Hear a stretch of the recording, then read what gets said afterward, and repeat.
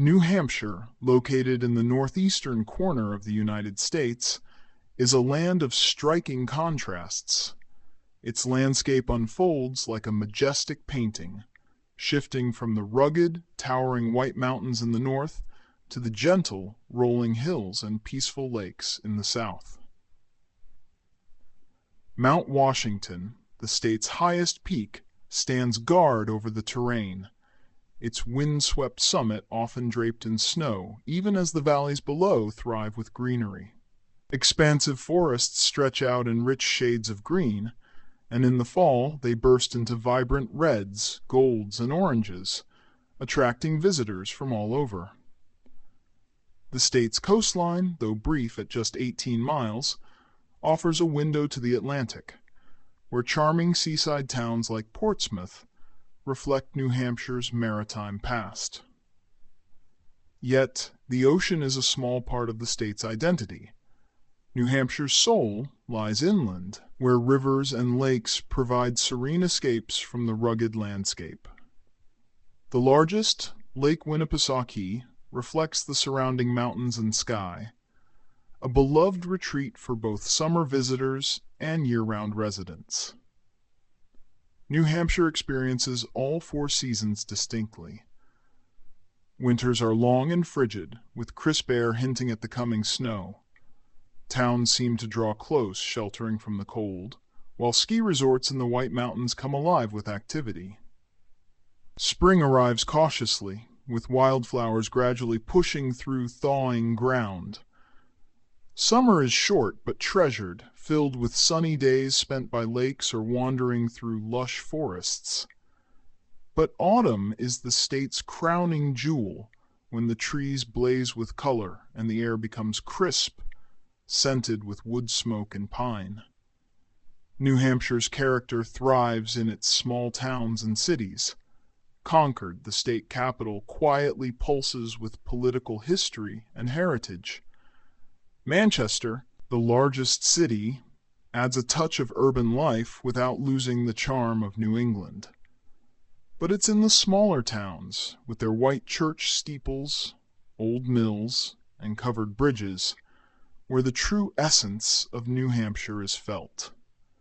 A state that seamlessly blends the untamed beauty of nature with the warmth and closeness of its communities. And this is where our story takes us.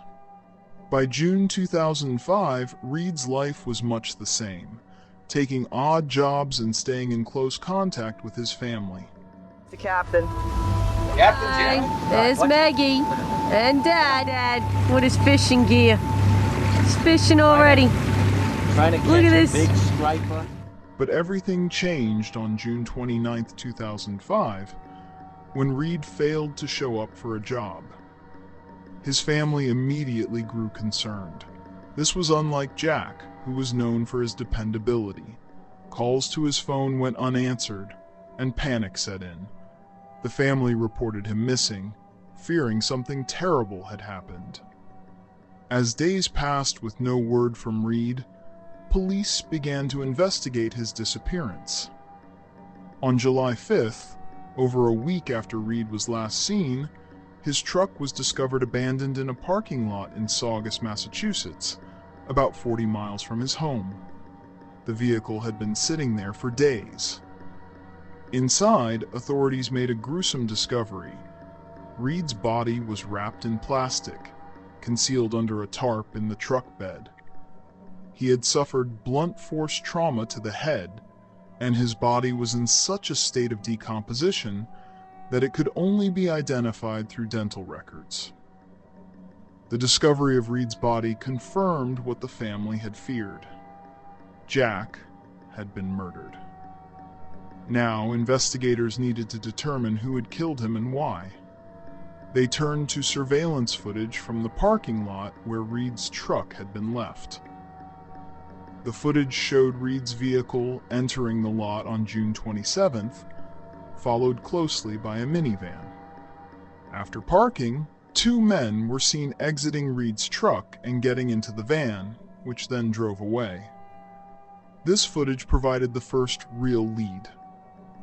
Investigators also analyzed Reid's phone records, discovering that one of his last calls came from a prepaid phone. The prepaid phone had only been used to contact Reid, and after the call, it was never used again. When the police traced the phone, it led them to John J. Brooks' home in Derry, New Hampshire. The connection to Brooks raised immediate suspicion. Brooks was a successful businessman, but his life had been tainted by the belief that Reid had stolen from him years earlier. It was soon revealed that Brooks had plotted Reid's murder as an act of revenge. Brooks had enlisted the help of several accomplices, including his son Jesse, Robin Knight, Michael Benton, Jesse's childhood friend, and Joseph Vrooman. Under Brooks's direction, the group devised a plan to lure Reid to a secluded horse farm in Deerfield, New Hampshire, where they would ambush and kill him. Using a prepaid phone, Robin Knight contacted Reid and offered him a fake job at the farm. When Reid arrived, he was attacked and beaten with a sledgehammer. Joseph Vrooman later testified that Brooks delivered the final blows, striking Reid in the chest with the hammer while saying, "Stop the heart, stop the bleeding." He won't stop bleeding. Jay picked up the hammer, hit him at least 2 times. Said, "Stop the heart, stop the bleeding." As investigators dug deeper, they found more evidence linking Brooks and his accomplices to the crime. Benton and Vrooman, seeking reduced sentences, agreed to testify against Brooks and Jesse.